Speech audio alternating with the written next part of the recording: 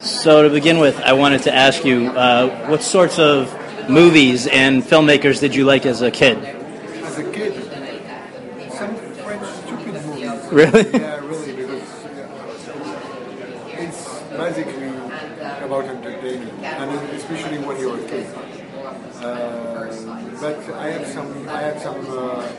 I mean, when I was a kid, and around 10, 11, or maybe 8, 9, I think, I started to discover some great movies, French and American. I think American maybe were about around 10 or 11. I remember The Third Man was huge.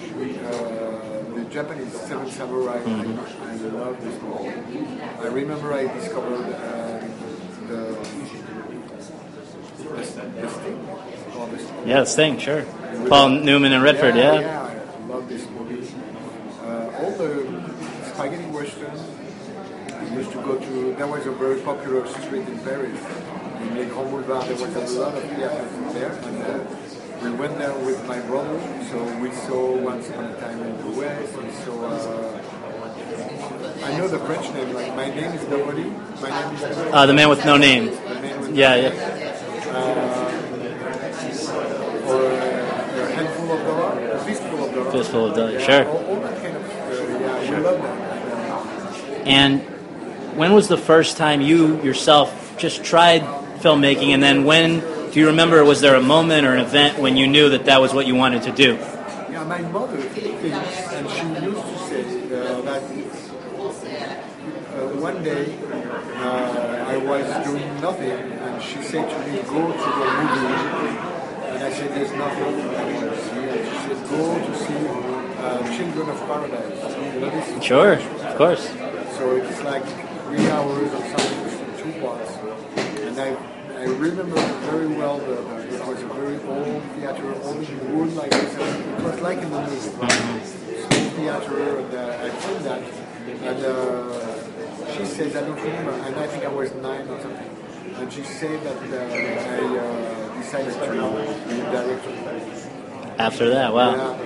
Yeah. And sorry, go ahead. No, but I don't remember. I assumed I wanted to be a director because my parents were, my grandparents were immigrants. And my parents didn't work in that industry at all. So it's very. You don't dare to say I'm going to be a director because it's so far. So maybe I said it when I was 9 because I was a kid and I didn't realize. But it took me a lot of time to assume that I wanted to be a director. And how did it actually begin to happen? What were your early opportunities in directing?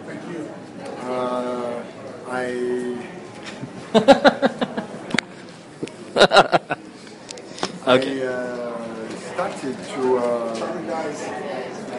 I did an art school, and then I started to think about imaging and everything. And I found a job when I was 20.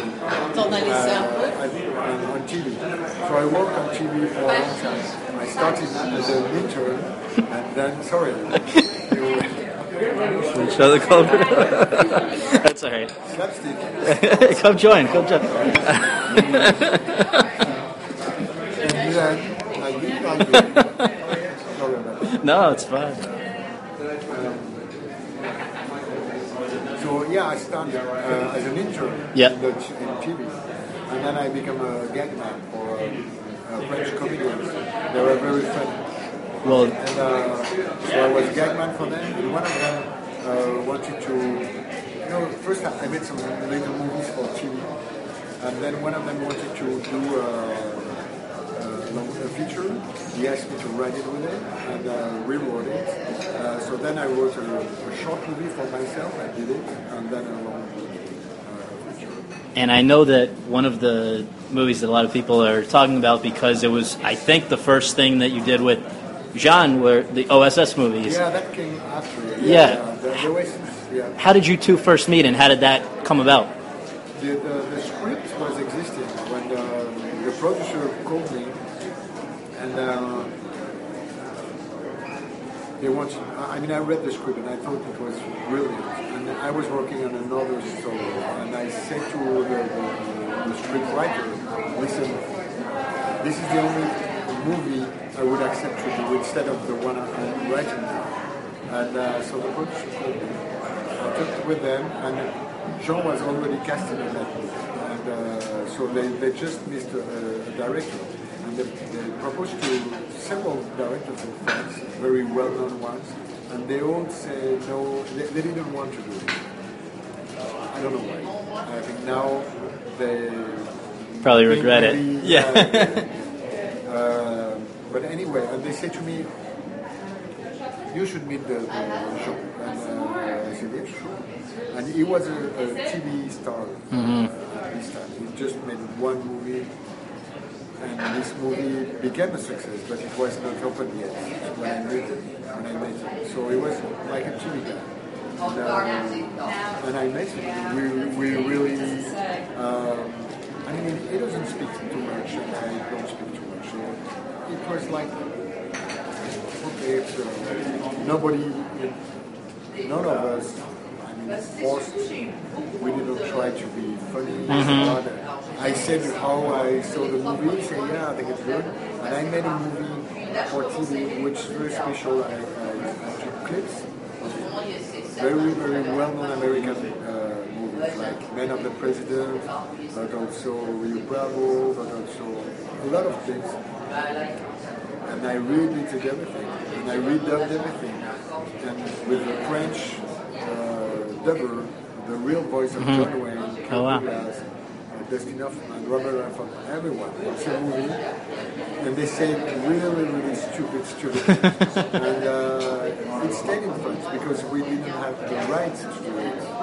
So I should not say that. It was like 20 years ago. Right, yeah, you're okay. Statute of limitations. And so we did that, and in France it's like a cult movie because we never put it on DVD. Right. It's not something you can buy or sell. It just, and people have forgotten it more or less, and then came the internet. Yeah, and it went crazy. And it goes wild. So it was like 18 years ago, and now again, there's no there's no 1 week without someone. He's saying so. And I made it a long time ago. So, and he loved this movie. He loved it. You guys hit it off. When did it first occur to you that you wanted to make a silent movie or a silent black and white movie? It must have even seemed crazy to you at first. Yeah, no, not so much because I don't judge other people, and I don't judge myself. I need to help too. And so no, I don't thought it was crazy. I just thought it's going to be very difficult because they don't want me to do it. So I stayed patient, and I waited, and I did all and after the first OSS Quantum, I said to the producer, because it was a fantasy for a long time, I said to the producer, we did a big success, and he asked me what you want to do. I said, I would like to do a silent movie. He said, come on, let's talk business. What do you want to do? So I said, okay, it's not for now. And after the second OSS, I said, that's really what I want to do. He said, why not? But I thought he was not the good guy because I really needed someone who was really crazy, someone with a panache. Yes. So, and I met the producer. I knew it for a long time, and I knew he really wanted to do a movie with me. And he was always proposed me many things, and I always say no, because I didn't like the script. And then he said, I really want to do a movie with you. And he said, any movie. So I said to him, you sure, any movie? He said, yes. I said, okay, that's what I want to do. And I told him like 2 sequences of another movie. It was not this one, but a movie I could do, black and white, silent. And I see his eyes, and I thought, okay, he's the good guy to yeah. do it. And he said, okay, let's do it. The I rest say, is... yeah, but I just say to him, listen, don't say let's do it, and I don't want to say any contract, because we don't have a story. We just have a concept, and this is a trap, because I don't want to make a concept. So let me work on the story, and when I have the story, I come back to you. If you like the story, then we and it took me like a month or 2 months to travel like a trip or something. He said, okay, let's do it. Wow. And was it always clear from the beginning that you wanted Jean to star, and not only Jean, but for people who don't know, his leading lady in the movie is your wife. Can you? Yeah. Were they always going to be the stars? Yes, and not only them. I mean, both of them for sure. I really wrote the script for them, but also, and that's what I said to the producer. I want them. And in the case of Jean, there's something a little bit different. I mean, Berenice is an actress. People know her in France, but she's not a big star. And so she wouldn't decline, and she's my wife, so I thought she wouldn't decline the proposition. But for Jean is the hugest star we had in France. He's really like George Clooney. Really? So you can't write a script saying, I have Jean, because he has to read the script and then see if he can do it, if he wants to do it, if we have the money to do it. I mean, a huge star is not like a known actress who's your wife. So I always said, I think Jean will read it very quickly. I hope he will like it. And I mean, we really love each other. So we have something special. But I can't say Jean is part of the movie. So that's but also, I wanted to do it with a cinematographer, Guillaume Schiffman, and with the composer, Ludovic Bourse. And so it was like a package. I said, this is me means 8 people. Yeah, and they said for okay. Yeah. One of the things people are looking to say what inspired this movie, and some people have said maybe A Star Is Born. Some people said maybe Sunset Boulevard. Some people said maybe Singing in the Rain. I want to ask you if you, if any of those, as well as of course the silent movies themselves, which of these movies went into your preparation for writing the script and making the movie? I would say with no hesitation, Sunset Boulevard, because Sunset Boulevard is the best film of the best director ever. I mean, to me, Billy Wilder is the ultimate reference. I mean, he's really the best, and I think that's his best film. That doesn't mean that it's the best film ever made, but I mean, I really love this movie. And there's a sequence where when George Valentin look his own movie, this is in Sunset Boulevard. Otherwise, there's... Well, so I just want to say also, isn't James Cromwell is sort of like Eric von Stroheim? That's right. Yeah. There's also that. And, but maybe you didn't notice it, but the real thing that makes you feel Sunset Boulevard is the musical citation. There's a lot of musical citation of Sunset Boulevard. And the very, very beginning is like the intro of Sunset Boulevard. And I really wanted it, and I really asked the composer, this is a citation, I really want it. And so, but I can say, I mean, I watched Sunset Boulevard, I knew this movie very well, and I think the movie is brilliant. But what I try to do is to watch a lot of silent movies just to understand how things work. The silent, when you do a silent movie, when you make it. So I had to understand the rules of the game. And after, I really wanted to forget everything and do my own movie, because you can't. I mean, the main thing is to tell a story. At a certain point, the story began to be something organic, and really we don't have really the choice anymore. This has to be here, and this has to be here, because it won't work. So you can say, I'm going to do a citation of this movie or this movie. Things happen because it's stayed in you, but it's not like an angel to it's yours. just very quickly, a couple of just sort of short questions. But was it shot in black and white, or was it in color and then made into black and white? Made in color and then it goes back to black and white because of the sensibility of the stuck. Okay. You don't have all the sensibility with the black and white stuck. How long was the shoot itself? 35 days. That's it? Yeah, very short. Oh my gosh. Could Jean and Berenice dance before the movie, or did they learn for the movie? No, they learned for the movie. Oh and my that's God. really a great performance. And, I mean, they are dancers, but that they never tapped it before. And no, I mean, they were great. And also, I said to them, I won't do like the musical they do now. I mean, I won't do an overcut coverage. I won't do a shot on your feet and then your face faking your dancing while another dancer does the feet shots.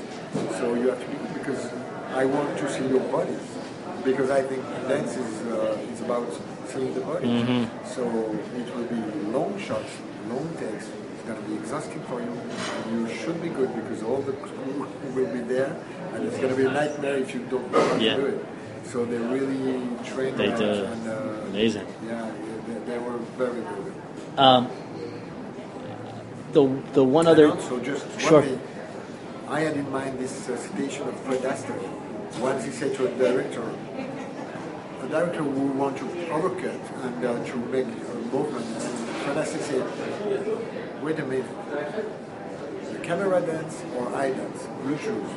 The camera dance, I won't do it. If I dance, you will." But I think it's very clever. Sure, and all of him and Gene Kelly, you always saw their whole body. Yeah, exactly. So my other thing that really stood out to me was the 3 times, I think it was only 3 times, where there actually was a little bit of sound, and I thought it was used in a very smart, artistic way. And so I just wonder if you could talk about, as I remember, there's the dream sequence where everybody else can make noise but he can't. There's when he walks out of his dressing room and they're laughing at him. The extras are walking. Exactly. And then, of course, at the end. And so was it always something that you wanted to have those sorts of inserts of sound, or did that come up as you were making it? Oh, no, it was in the script. No, it was in the script from the very beginning. I mean, I tried to not put any antagonist as a person in the movie. There's no villain, there's no bad guy. The producer is a nice guy. And because I wanted that the antagonist of the main role was the sound. So at the end, if I want him to win, I mean, if I want an happy ending, he needs to beat the sound. Yes. So the sound comes in the movie and things are well balanced. And for the dream sequence, the one you were talking about, it's a reminiscence of an option I had for the script. That was, this is a story of a silent actor. And suddenly, the world starts to be noisy, and people start to talk. And he's stuck in a silent way. Right. And he's not mute, he's just a silent guy. And I thought it was funny. But I thought also it was funny in a way that it could be a supporting role in a Woody Allen movie. And that would be great if we did it. But for the main character, that would be like a deception, because disappointment, because you make the promise of doing a silent movie and suddenly after 20 minutes you say, well, it's not really a silent movie, people are talking. So I felt that as an audience you would be disappointed. I was just starting to like silent movies, and then you give me a with just one silent movie. So I can just this in one little mistake. Well, and I think in the same way that was a nice way of showing him being left behind by sound. The other thing that I thought was so smart was that scene where they cross paths at the studio, and he's going down, she's going up. And it was subtly done, but it was very well, I thought. Actually, he goes down during all the movie. If you look at the movie, there's a lot of stairs, and during the scouting, I want stairs. And you shoot him from above and her from below. Always. She always goes down, because this is the story. It's full of the guy going deeper and deeper and deeper. And he always goes down. And I wanted it, and that's why I was a little bit afraid of will they get the trick. So you will notice that the white shot is a little bit too long, but just for people. She's really white with black hair, she's really contrast, and he's gray on the gray background. Like he's funding himself in the background, and yeah. Anyway, this is the kind of trick you use to tell a story with dialogue. This is what I like. You use images, symbols, and graphic tricks. I was talking about that, but when people are at the top, they're really black and white, very contrast. And when they fall, they're gray background. That kind of trick, for example, the costume designer, I asked the costume designer, when the character of George falls down, I asked him to have some larger suits, so it doesn't fit exactly the same. You feel a little bit more, casual, and also it's like if they shrink a little bit. It looks more small in his, that's the trick you use, and in a way that's very freeing to do something for this thing, because if you don't do it, this is part of the process of the movie. This is what you can do with this format, so do it. I was so happy to do it. If you do it in a normal movie, that kind of trick is very ridiculous. Yeah. You have to be very, very subtle. Yeah. Well, my last question is just, since the movie has been seen by the world, first Cannes, then Telluride, now Toronto, what have you made of the reaction? First of all, that Harvey Weinstein is going to be distributing it is always a good thing to know as a filmmaker, that your movie's going to be seen by people, by the public, by Academy members, by everyone. So between that and the reception that it's gotten at all of these festivals, which it's going to continue to play until it opens, how does it feel for you to finally be able to send it out to the world? It's a nice story, because at the very beginning, as I said, I was very alone. I was alone, and the movie was so out of the market. So now here we are. Harvey Weinstein is taking care of us, of the movie, and so this is a really nice story. But I have to say that Berenice is pregnant. We're gonna have a baby. Congratulations! So I feel. I don't say this is not important, but it's not the only thing I have to do in life, so it helps a lot. And but I'm very pleased to be, because I was not sure. What happens is what I hoped, and is what I say to the financiers and to the producer. And I say, if we do a good job, it could be a prestige movie, because I know what I want to do, and I'm sure movie lovers will love it. But I have to do it in the good way, and that means with a good budget. When you're talking to the financial, that's what it is. So I'm very happy that I didn't lie. I was sincere, but I could lie, and I didn't lie. So I'm very happy for them. I'm very happy for the actors, because they took the risk to come to a very specific film, and they took the risk to be ridiculous, or to do something well. And you can take your responsibility alone, but when you use money of other people, and you use talents of other people, and you say, let's go follow me, it's going to be good, and if it's not, it's very disappointing. So I'm very happy for everybody, and for myself. And now you all are you prepared for all the opportunities? Now people, I'm sure, going to want you in America now to make movies and stuff. Would you be open to that, or do you want to stay where you are? I'm open to a lot of things, and I have nothing against doing a movie here. My only concern is to do a good movie. So the only thing now is it's a little bit too much about opportunity. In a way, people want to do a movie with me now because the artist is good. But I'm not better now than I was 2 months ago. So I have to find myself, and I have to run my own race. With you know what I mean. Sure. And I have to define the rules of my life, and so I'm open to everyone, and maybe I'm sure they can be part of the game, and so I will listen to everybody, but I'm not like okay, let's go. Yeah. I mean, see what happens. Yeah. My conscience is to do another a good movie. Yeah. I'll say another. It was great, and thank you very much.